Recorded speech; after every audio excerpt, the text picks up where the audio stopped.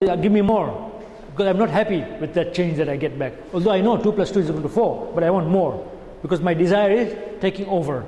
So because of their desire, so because they forget the day of Qiyamah and reckoning, right? Therefore, they are able to follow their desires. They do not have anything to control them. They don't have anything to punish them. They are not afraid of any punishment because they don't believe in Qiyamah. When you are not afraid of punishment, then you will go and follow your desires. You understand the connection between the different parts? Right? So here, the people at the time of Hazrat Dawood are also materialists because they are following their desires. They are not following Allah's commands. And they are not able to control themselves because they don't believe in the day of reckoning. So it leads to that materialism. In one of your discussions, you mentioned that when you commit a sin, at that particular time, at that particular moment, you forget Allah, that Allah exists. Yes. So is it similar like that when you commit a sin, there is a punishment, but at that particular time of committing sin, you forget even the day of Qiyamah? Yes, like it is possible, but that is for the mu'minin. For the mu'minin? Yeah, here the case of forgetting is not a forgetting which is momental. It is persistent, because that severe punishment is not for this momental, like hamna guno thiyo marathi because of my ghaflat at this particular level, at this particular stage. But later on, when I realize I do istighfar, in these people there is no such case of istighfar at all. They are persisting in this committing of sins, and therefore the punishment is severe for them. It is there and it is severe on top of that. Right. So these people, is it that they could not connect to their Creator? These materialists, is it that they could not connect to their Creator, as in, like, for example, oh, help me God, for example, or give me extra rizq, for example? Is it that they could not do it, they did not feel like doing it, or is it no, they did not want to do it? That is the question. What's the answer? They were stubborn. Sheikh, if you see the Sura verse number 63, Okay. it gives the answer that these people, when they find difficulty, Yes. they threw all their idols on the boat and they said, Allah, we believe in you. Yes. Can you help us? Yes. And Allah helped them. Yes. And they turned back. Yes. So they didn't want to. So that is where the fitrat is opened, because at the time of difficulty. But then when they forget one way. There is no coming back to them. Like if you were to give them advice, they would not listen to you.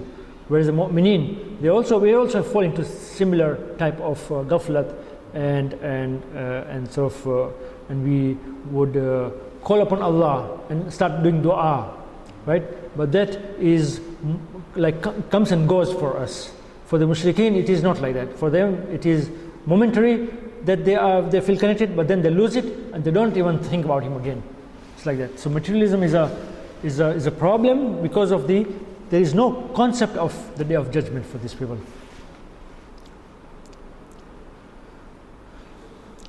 So there are certain stories of the previous prophets. Okay, I have to mention them because the issue of Hazrat Adam in our verse is in relation to that. I have to connect the two together. The other prophet stories and Hazrat Adam alayhi salam. So all who had been granted special mercy of Allah, all of these prophets, the Hazrat Dawood, Hazrat Sulaiman, Hazrat Ayub, I mentioned in this surah, they were all been given special mercy of Allah. So in verse number 26, right? He's talking about justice and the vicegerency of Hazrat Dawood alayhi salam. That means Dawood has been given a special mercy in the form of justice, that he is able to become a judge, right? And also he is a vicegerent of Allah. That means he is the Khalifa of Allah. And that is a very big position that he's been given. There is a quality that is given to them, and this story is mentioning this part much more than talking about the politics. Here in this surah, it doesn't talk more about the politics, it talks more about what these prophets have been given, right? The quality, the good qualities, right? So this is one. Number two is that in the case of Hazrat Sulaiman alayhi salam, in verse number 40, he's talking about his nearness. Sulaiman was so close to Allah. That again is another positive attribute of the prophets. One thing was justice, khilafat of Allah, and the third thing is the nearness of Hazrat Sulaiman alayhi salam. The nearness means closeness to Allah subhanahu wa ta'ala. And the third thing is that in the verse number 44 is talking about the patience of Ayub. Again, this is a quality, the positive quality of the prophets, that they had patience. But in the story of Hazrat Ayub, it is shown to be a really very, very strong patience that he had, because he had to bear a lot of difficulty, right? So in these three prophets' lives that is coming in this particular surah, we are able to get this type of information, that they had been given special mercy. Okay? Right, so before we get into the actual tafsir, let us look at the terminologies. That means that we break the verse down so that we are able to understand the different words. And this is also very important. Okay? Because part of the tafsir, sometimes tafsir assumes that you know what the words mean. Sometimes it doesn't. Right? Sometimes tafsir assumes that you already know what it means. Sometimes it doesn't assume, and it tells you. So I'm just bringing it as a separate analysis. For idha sawaitu is actually fa. The fa that is used here, fa. This fa that is used here, it means so. So when you use so is actually a result of something. So remember, this is the beginning of the ayah. So at the beginning of the ayah, something called so is coming. That means it has to go back to the previous ayah. This is a result of Allah saying in the previous ayah that I am about to create a human being from clay. So Allah is talking to their angels. I am about to create a human being from clay. And the next ayah started, so when I have made him and I will breathe him into him, then you do so and so. You see, there is like a relationship between the previous ayah and this ayah that we are doing it. Our ayah is talking about the next stage of the creation of man, which is that Allah is breathing into him his soul. Right here, the word so is saying that it is a result, is a follow-up after the previous ayah, which is talking about that he's talking about to the angels. The second stage is also talking to angels.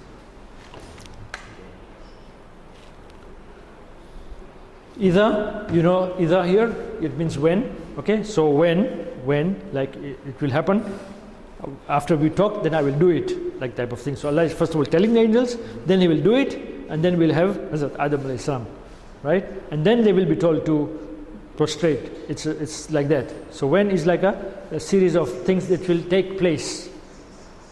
Sawaitu is one word, and who is another word. Who means him, that I written there, him, right? Sawaitu is actually this who I took out. Two means me, right? Sawai. So the word that is remaining is sawai. Actually, that's what we are discussing. So Tafsir Nur, he says this word sawai comes from the word istawa. What does it mean? It means balanced and stable.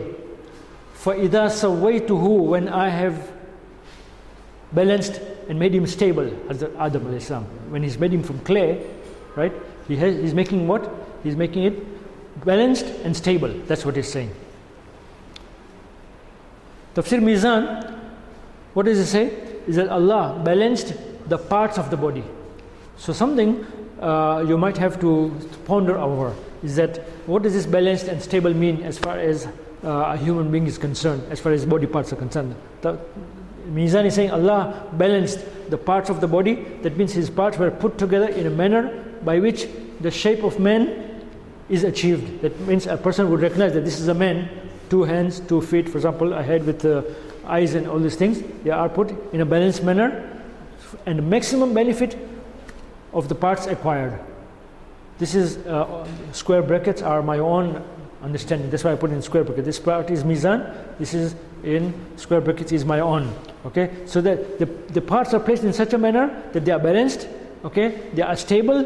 Okay, and then men can be recognized by that, and then what you can get the maximum benefit out of that. That the eyes are in the front, because that Imam Sadiq, as he explains, that the eyes are put in the front because of a certain reason, the ears are in a particular place, there is a certain particular reason, the eyebrows are there in a particular reason, right? So, in your Maarifah competition, you better be prepared, because you might be asked, so what does it mean? In balance, what does it mean? Give me some examples. This is for you to figure out.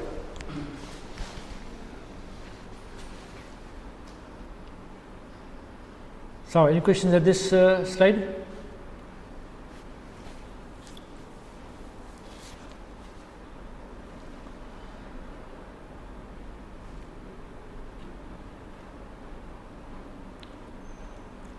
The next part is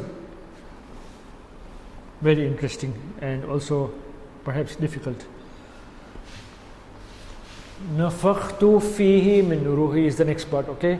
Nafakhtu, I breathe it into him, fihi, into him, min ruhi, min means from or of, ruhi, my spirit.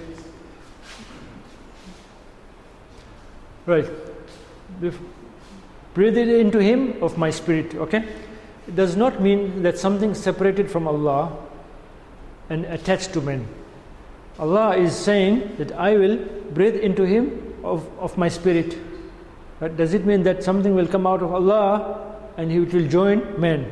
Tafsir Nur here of Ayatollah Qarati, he says it does not mean that something is separated from Allah and attached to man. Rather, it is explaining the source and the foundation of man's soul.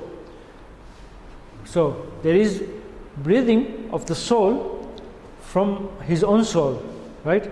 But it's not talking about separation, but it's talking about what? Talking about the source. Okay, this man that is going to have the soul, where is it coming from? Apni soul kya thi aayi che? At the end of the day, it has to come from somewhere. Allah is saying, I am the one who is giving him the soul. It's coming from me. That means my source, the source of my soul is from the higher realms, which is what? Allah. Right? Because he said, min ruhi, my soul. See? So you see that difference? That one thing is that something which is mine, and I give it to you. Here, take it. And you take it from me, and now I don't have my mobile with me.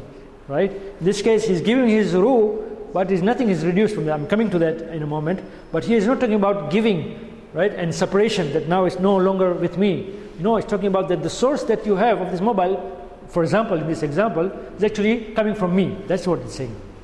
It's two different things. Try and understand that. So,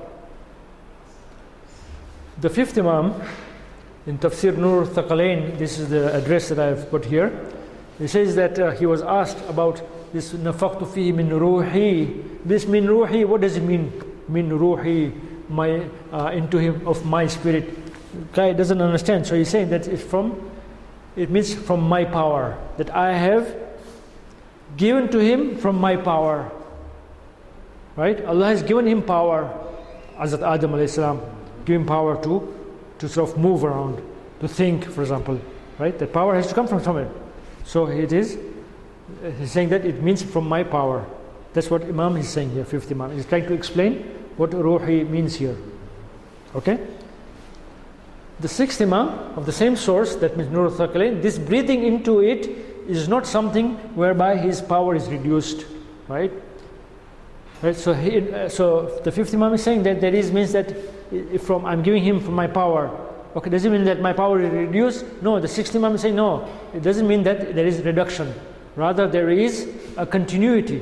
It's from my own self, I'm telling you. There's continuity. That means the power that is with Hazrat Adam, it still belongs with Allah. You can take it any time away from him.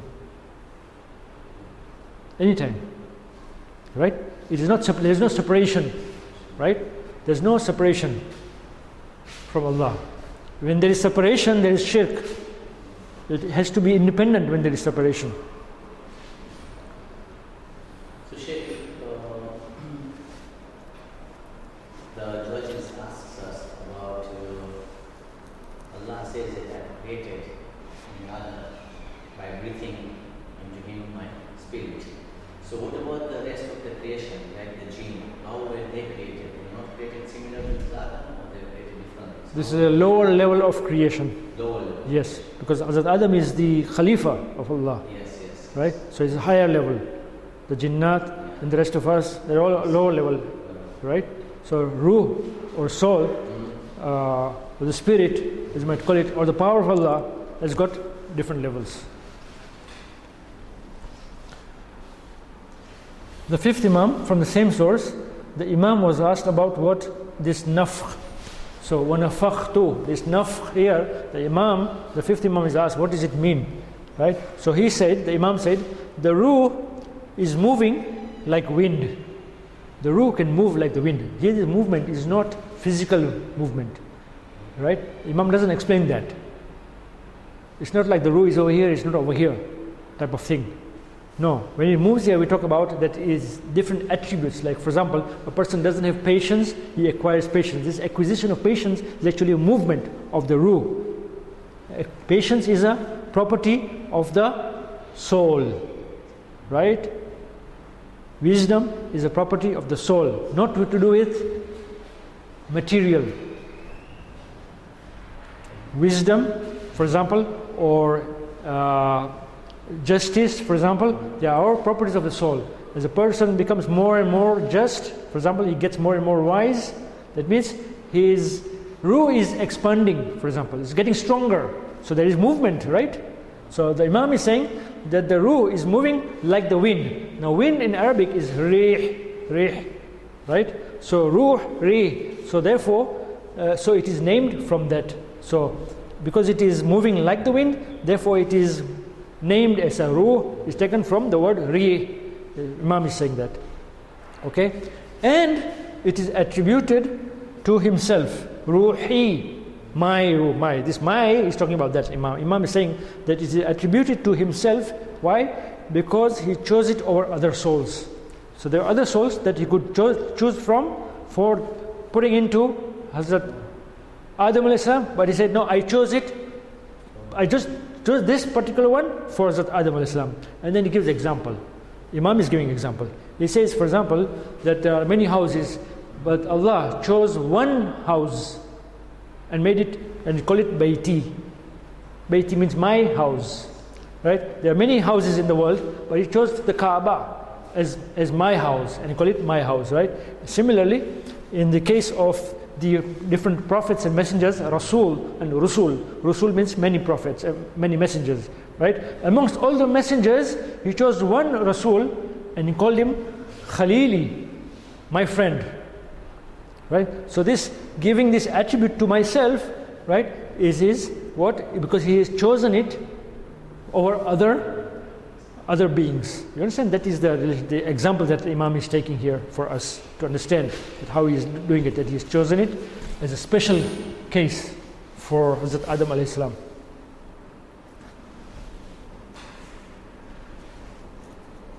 Right, so Mizan here, all this is correct. If I say Tafsir Noor, it's correct because they're looking from one angle. Here, Mizan is looking from another angle. He's saying that when Allah breathes his soul into this being, right, he means that he has made it into a living being. So when it was clay, the Adam was not able to move. It's only when the ruh was put in that it became a living being. Okay?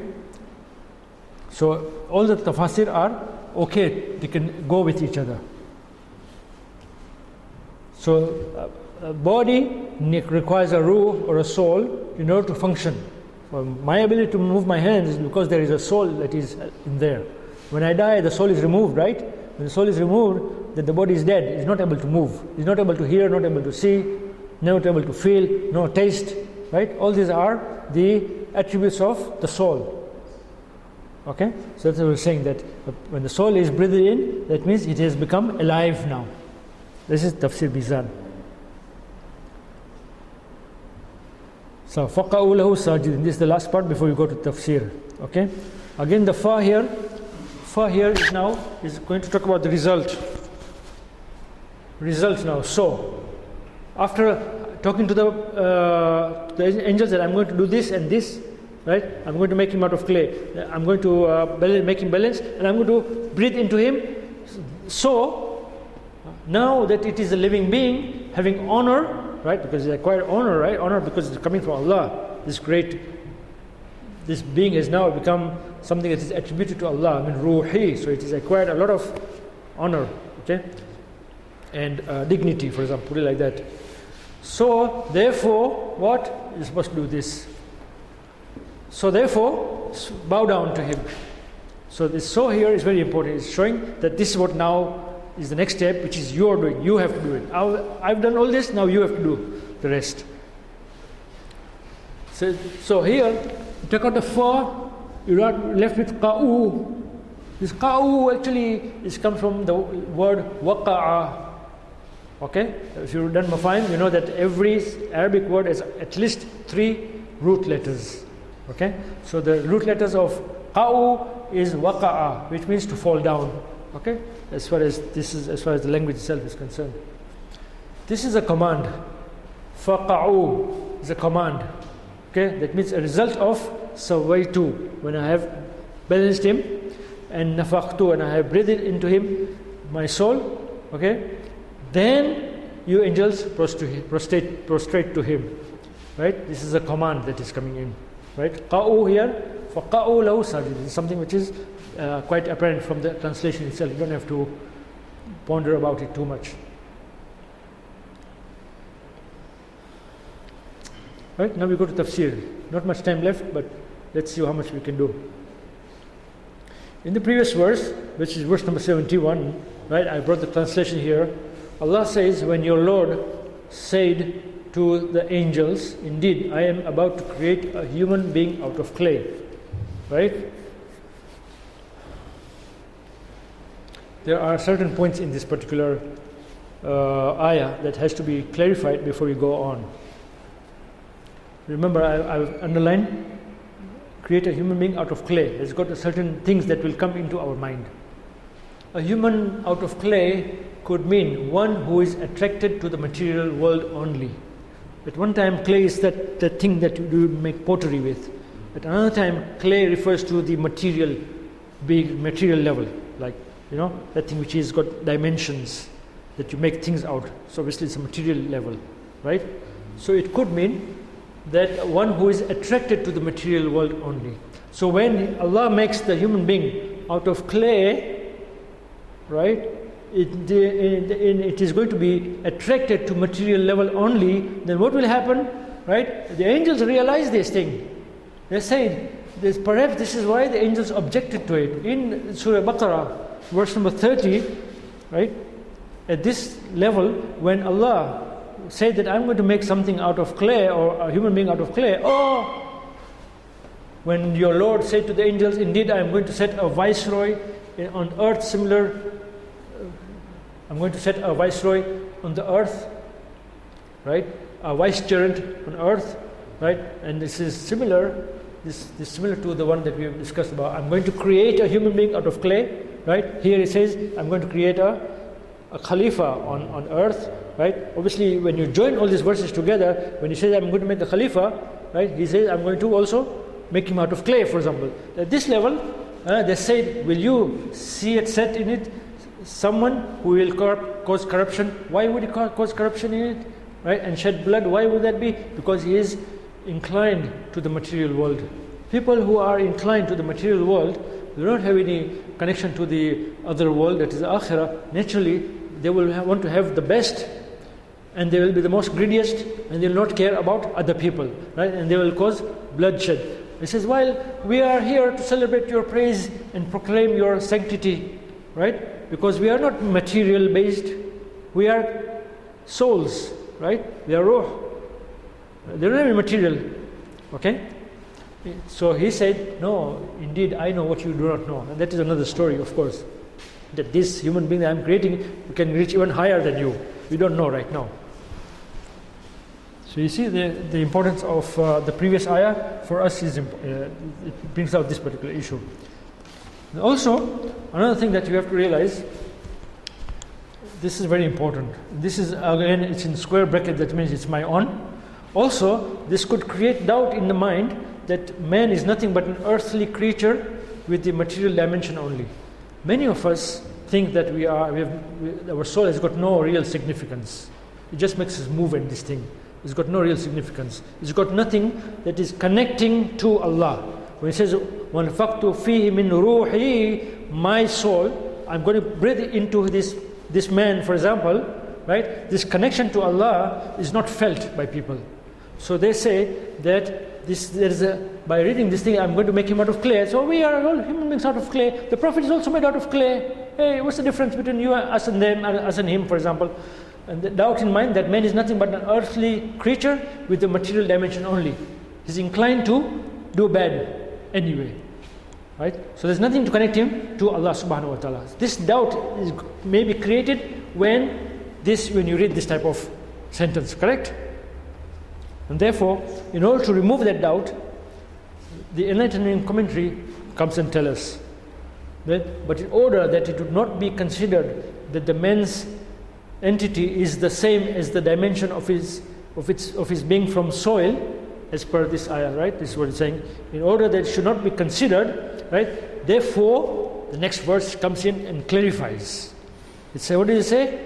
When I have completed him and breathed into him of my spirit, you fall down in prostration unto him. This part here, breathing him into him, my spirit, is the most important part of this particular verse, because that is what is going sharafat and dignity and honor to Hazrat Adam alayhi salam.